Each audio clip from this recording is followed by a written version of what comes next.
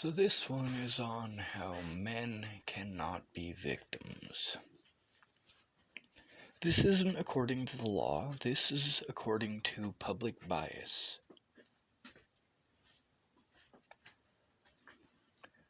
Now, the police, you may believe that they follow the law. They don't. They follow bias. Each officer has their own bias, their own beliefs that they grew up in and grew up with. I'm going to tell you about this. It's called assumed guilt. If a woman beats on a man for 30 minutes and he pushes her away, who is it that's going to jail? Ding, ding, ding. That's right, 9 times out of 10 it's going to be the male. He is now considered a woman beater because he held his attacker at bay. Didn't hit her. Didn't try to bash her skull in. Just pushed her away from him. Now, we got a lot of people who get it confused. See, there's the dude who beats on his wife repeatedly, and she keeps going back to him. We're not talking about that situation. When a man is abused, he usually stays away. He is usually done with the relationship and he's not going back. Part of this is because of public bias. See, first of all, he's got to deal with the, oh, you got beaten up by a girl. You got beaten up by a girl. And then he's got to deal with the fact that because he's a man, there really is no sympathy for him. He probably had it coming because he's a man. Now, why is it that he probably has it coming according to public opinion? Well, because there are so many men out there who do these horrible things that we just assume that, well, a man must have it coming. A lot of the women that I know, they didn't choose to abuse their spouse, boyfriend, husband, whatever. Didn't choose to abuse him in the privacy of their own home. No, they do it in front of other men. This is a show of power, a show of control, and a measure of safety for the woman. In this case, the woman is the abuser. And she is hitting you in front of all these other men to basically cut off your balls. To demasculate you, as they call it. Lana likes to pride herself on demasculating men. She doesn't do it through physical abuse. She does it by working together with other women, and men in some cases, to ostracize and chastise him. Not just the, oh, you got beat up by a girl thing that you have to deal with, because let's imagine you've got a guy who's breaking up with his girlfriend and she's a fucking psycho. So there's 10 other dudes around, right? And she starts hitting him. Now, what happens if he pushes her away? Well, then he's got 10 dudes beating on him, or 5 dudes beating on him and 5 dudes laughing. What happens if he does nothing?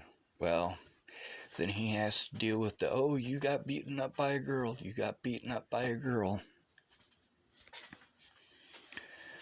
So then we have to deal with the fact that if,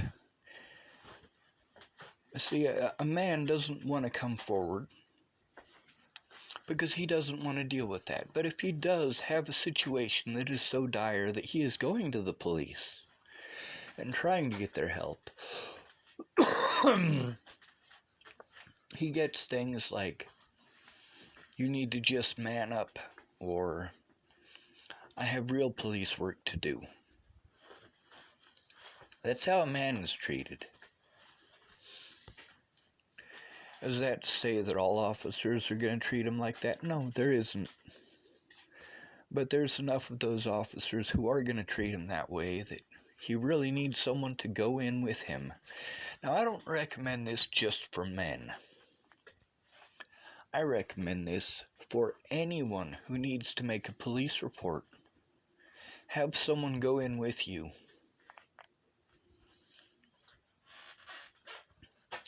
If you can't get someone to go in with you, that doesn't mean you're a bad person. However, if you got friends who said that they'd go in with you, and they don't for months and months and months while you're being harassed, threatened, and abused by this person's friends and family, well, there is a major issue. Because you are the one who is taking the abuse. Now, I'm going to use the case of Crystal Beauchamp. Crystal Beauchamp assaulted me on 2 separate occasions. After I rescued her, oddly enough. Now, the first time I was sitting in a group over by the Boulder Public Library, and Crystal Beauchamp went ape shit crazy. And she actually broke all of the nails off on her, I don't know, you'd have to ask Mobley if it was her left or her right hand. But she broke all of her nails off on my head. Now, how many times did I hit Crystal Beauchamp? That would be 0. How many times did I push her away? That would be 0. Where did she choose to do this? In public, in front of a whole bunch of people.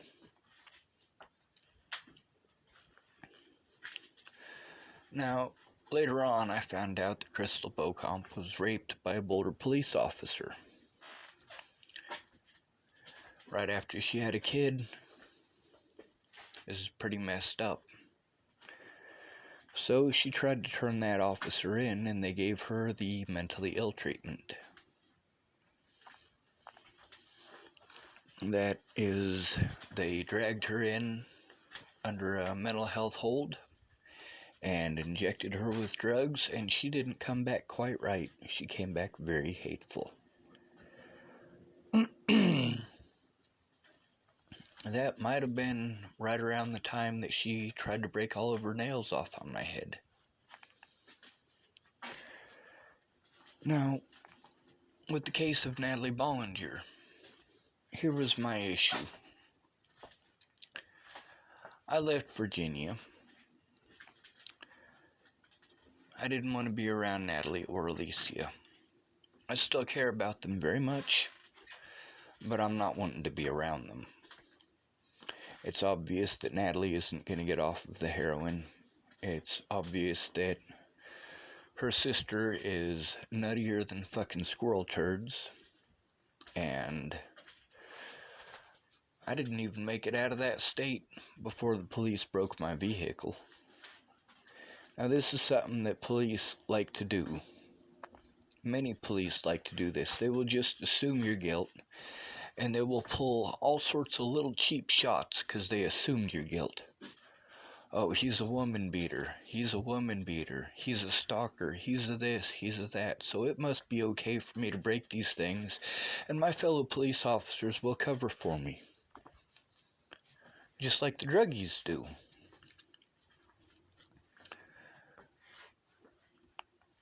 Now, I went to the police because I was actually being assaulted, actually having my life threatened, and the police blew me off entirely. And I tried to get a hold of Natalie and Alicia and Maddie to put a stop to it, to put a stop to the fact that I couldn't see my loved ones in Boulder, Colorado without being threatened, harassed, or assaulted. Why was I being threatened, harassed, and assaulted? Well, that would be because Natalie and her family wanted to pretend that I threatened them in Virginia. It got to the point where I literally just wanted to blow my head off in front of them, and I still do. I still want those people to see my corpse. I want them to understand how terrible what they did really is. Now, it didn't stop there. The rumors got even worse. And I just had to deal with it. Had to deal with it. Had to deal with it. Had to deal with it. While she's pretending that I would lock her up in a basement and shit like that, I'm literally being assaulted. Not pretending, not afraid that it might. No, these things actually had happened and were happening. And the police needed to do something about it. Something other than telling me I just need to man up. Something other than telling me they have real police work to do. What was their real police work that they had to do that was more important than doing something about the threats, harassment, and assaults that I was going through? Now, Natalie, she sent me an email saying that she wanted an address so that she could have me served with papers. And, I would have been fine with that, except I was staying at Ken and Leah's. So, I told her to give the police my phone number and have them call me. We could have dealt with it right then and there. At any point in time in that entire year, Natalie Bollinger could have called me and talked to me like a human being. But she didn't. She was fine with an innocent man being threatened, harassed, and assaulted. And lots of people took part. Lots of people got involved. Not just because she was pretty, and not just because she was doing drugs, but also because I'm easy to victimize. I don't have the money for a lawyer. Cops don't fucking listen to me. I don't have anyone to go in with me. And the people who said that they would, man, I tell you what, 1,000,001 excuses why they couldn't. Now, why do I call them excuses if I think that these people actually had valid reasons? Well, my reasons were all completely valid, and mine get called excuses, but I still made the effort. Actual effort. Whereas these people, I don't know if they made the effort or not. I'm judging them the way that they judged me. The idea that a man can't be victimized, that's like saying that a black person can't be racist. Or like saying that a woman can't be sexist. That's entirely bullshit.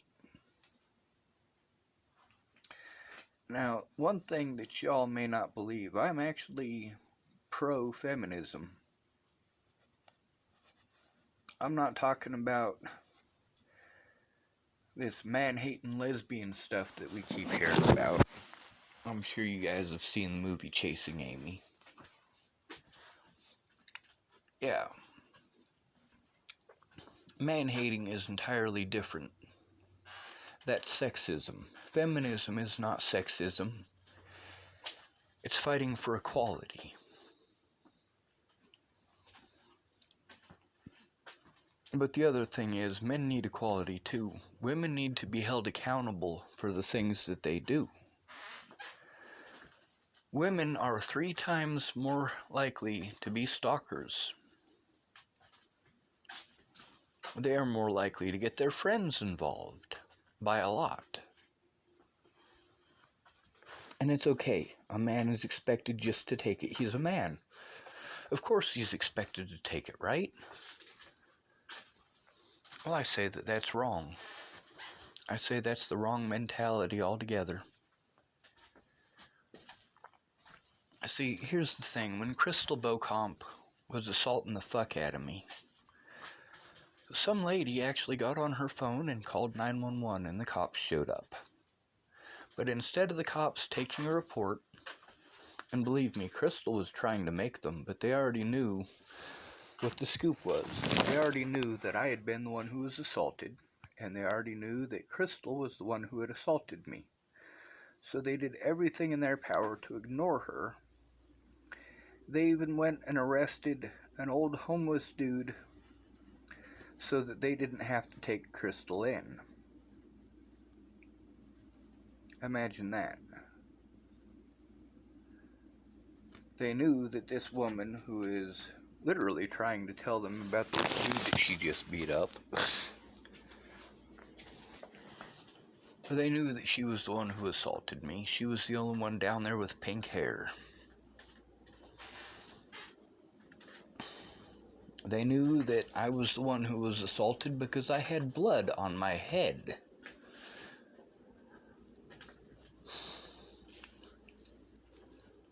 Now, what could possibly be said about that? What, that I had assaulted her with my head? I had attacked her hand with my head? Of course not. Now then there's the situations where druggies aren't going to give up their dealer. I'm going to give you an example from here in Chapel, Nebraska. My little brother, Michael Allen Albert, he got busted with a pack of Marlboro Reds. He got busted with that pack of Marlboro Reds because he was in Colorado stealing an Eminem CD. So he blamed stealing the Eminem CD on Drake Edward Chambers, and he blamed me for the pack of cigarettes that he had. Meanwhile, where did he get that pack of cigarettes? He got that pack of cigarettes from Jeff Luchtahoose. Now, what's the big major deal with a pack of cigarettes? Well, my little brother was under 18. He was 17 at the time. And my mom hates me. She chose cocaine over her own children. And I spoke up about it. And then again, somebody had to.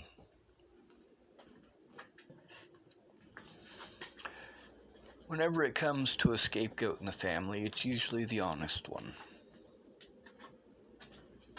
Now, there have been a couple of situations where I outright lied, and I admit to it. I couldn't ever bring myself to kill somebody.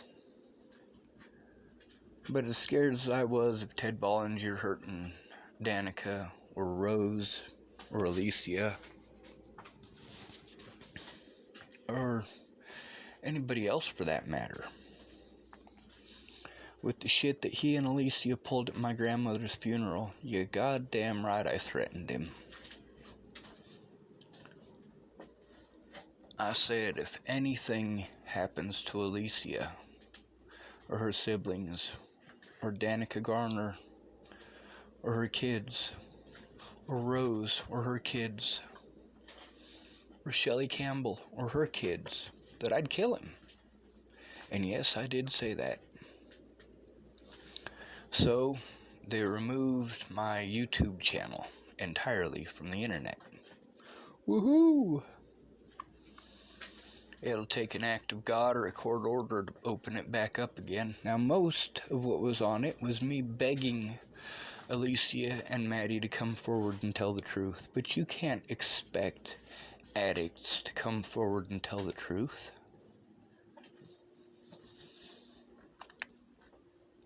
And if you have a penis, you can't expect the cops to do their fucking jobs.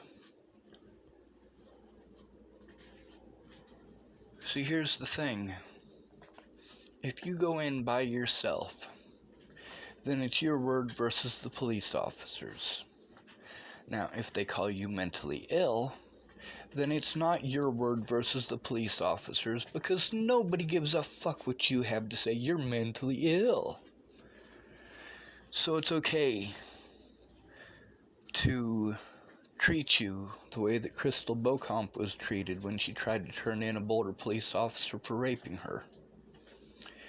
It's okay to give you that treatment, and that treatment is nationwide. That's no joke. If you are bullied to the point that you are suicidal, that you want your life to end, if you are a male, the police aren't going to do a goddamn thing except lock you up. In the mental health care system, they love that shit. They're like, yeah, we'll put some drugs in him. That'll work. Drugs that are known to cause fits of rage. Drugs that are literally known to push people to the edge, to push people out of their damn mind. Drugs whose side effects include homicidal tendencies. Imagine that. That's actually one of the side effects of Haldol. You might want to look that up.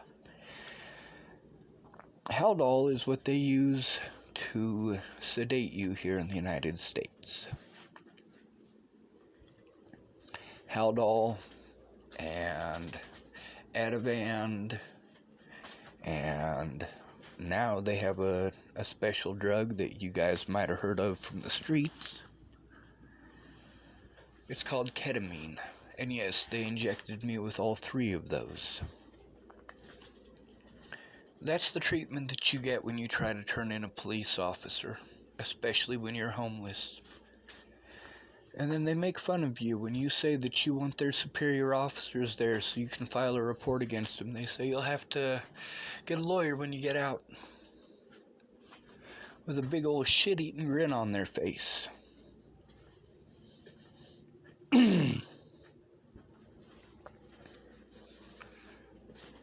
I recorded people's conversations with me because those are things that they should have come forward about in court. They should have written those statements down. The problem is that none of these people paid attention to the fact that I had to continually endure abuse.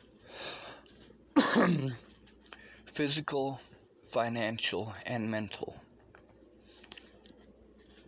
As a child, I had to endure sexual abuse. I haven't been sexually abused since I was 13. The last person to try to abuse me told me I was going to suck his dick. I told him he may get it in there, but he'll never get it out because I will clamp down as hard as I can, and I will shake my head like a dog until it rips off.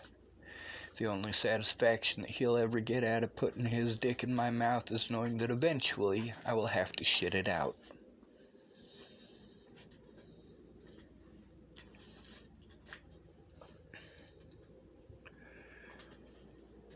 However, I got that line from my older brother, Eric. I got two brothers. My little brother Michael is a sexual deviant. My older brother Eric is a meth addict. I have a lot of respect for my older brother because he's saved a lot of lives. Whereas my little brother doesn't really give a fuck about anybody but himself. For me, going to the police, and before Natalie died, I got the we don't give a fuck because you have a penis, you can't be a victim. And after her death, it was the, alright, we better fucking cover up all the fucked up shit that we did because obviously there was a major problem that we were ignoring, and now somebody's dead, so we need to give them the mentally ill treatment. Fuck all of those people. Fuck law enforcement.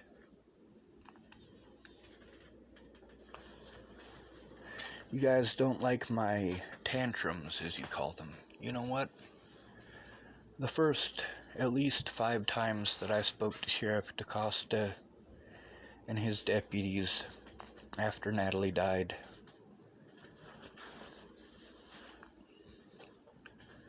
I was pretty calm.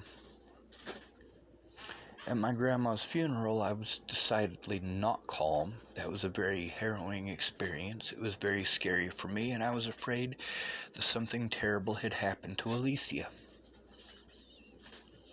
Thank goodness nothing terrible had.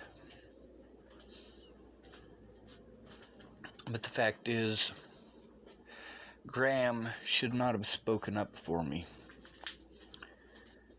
His words at the very beginning of that video are the reason, at least in part, that officer approached it the way that he did. Now, if Alicia Bollinger and Ted Bollinger wanted to talk to me so goddamn bad, well, if you noticed, I called the cops. Before Natalie died, I was trying to get her to talk to me and the cops. When she sent me that threatening email, I told her to give the police my number and have them call me. I wanted to speak with her and the cops. The day I got the protection order, I wanted to meet at the police station because I wanted to sit down with her and the cops.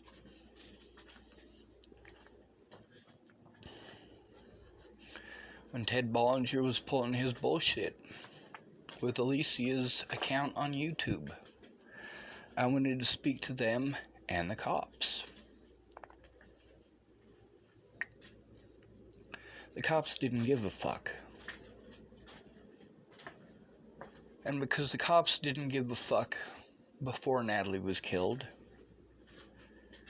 afterwards they definitely gave a fuck because they needed to hide the wrong shit that they did.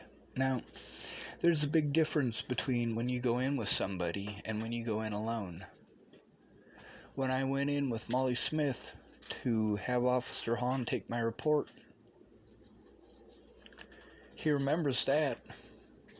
But magically, he can't remember the very next day when I literally chased him through Chapel, Nebraska, and out to Chapel Lake.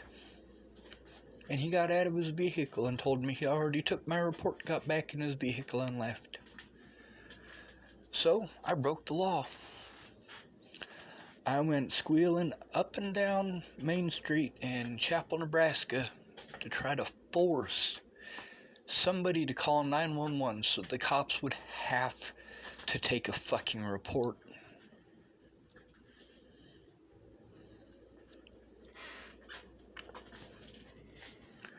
All these people who want to be pissed off that I recorded their phone calls and posted them up on YouTube.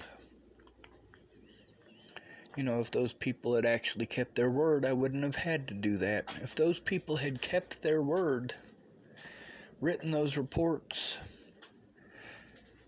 and gone in with me to speak to the police, well, I never would have been assaulted by the police.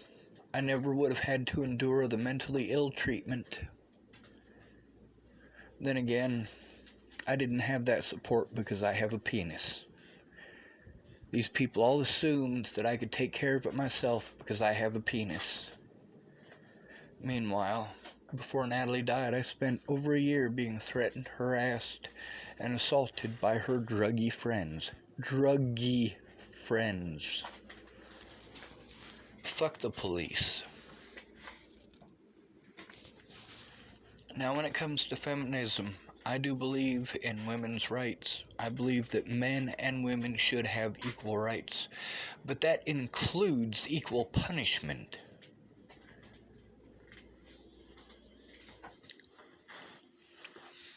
That means if a woman is beating on a man, she needs to be arrested for assault. She needs to go to jail for her crimes. If a man is legit beating on you, then yeah, something needs to be done and he needs to be stopped. But it is always okay to defend yourself. I don't care if you're a man, a woman, a child. It is always okay to defend yourself.